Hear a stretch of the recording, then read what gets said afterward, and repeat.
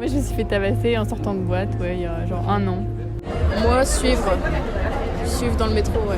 Oui, j'ai ma meilleure pote qui s'est fait agresser alors qu'elle était avec un ami à elle. Elle s'est fait agresser, on lui a volé son téléphone, on les a frappés, donc voilà. Depuis plusieurs années, l'insécurité plane sur les nombreux étudiants de la métropole lilloise qui disent se sentir en danger lorsqu'ils rentrent seuls la nuit. Nous avons décidé de partir à la rencontre de certains d'entre eux pour comprendre leur inquiétude. Est-ce que vous vous sentez en sécurité quand vous rentrez tard le soir à Lille? Absolument pas. Vraiment pas. Pareil, je fais gaffe. Après, ça va, mais parce que je sais qu'on est un peu en insécurité partout. Mais en vrai, ça va. Moi, si. Non, en vrai, non. Pour moi, non. On habite à côté, donc dès qu'on est ensemble, on rentre ensemble. Même parfois, quand on est deux et qu'on est vraiment loin, on prend forcément un Uber, même si on pourrait marcher, mais quand on est vraiment loin. J'essaie toujours de faire gaffe et de jamais rentrer tout seul, sauf quand vraiment c'est à côté. Après, Uber, moi je sais que des fois, par exemple, je prends le train très tôt le matin. Et pareil, genre, je prends toujours un taxi pour aller à la gare. J'ai ma voiture souvent, donc je vais faire un peu magnifique. Les mecs. Ouais, les gens qui traînent, quoi. Ouais. Même il y a des histoires bizarres qu'on tournait sur les réseaux, des seringues et tout. C'est qu'il y a un mec qui sort de nulle part en fait, ou qui te suivent, en fait tu l'as même pas remarqué et qu'il t'agresse. C'est surtout qu'en fait, de plus en plus, genre même les histoires qu'il y a avec les seringues et machin, il y en a plein qui s'en rendent compte après en fait. Des fois, juste tu croises quelqu'un, tu fais pas attention et voilà. Dans les rues vides ou pleines de monde, les agressions et les violences la nuit sont de plus en plus fréquentes. Nous retrouvons l'agent de sécurité du bar Barberousse, rue Masséna, qui peut en témoigner. Ah ouais.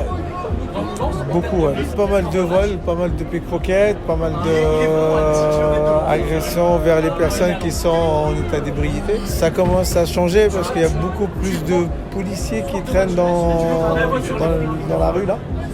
Que ce soit en civil ou en tenue, il y a beaucoup moins d'agressions.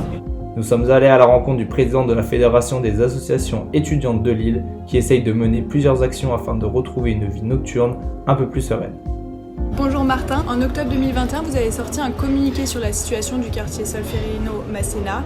Donc quelles actions ont été mises en place ou vont être mises en place depuis ce communiqué? Ce qu'on voudrait faire, c'est déjà mettre en place pas mal de sensibilisation, notamment aux bonnes pratiques de fête, etc.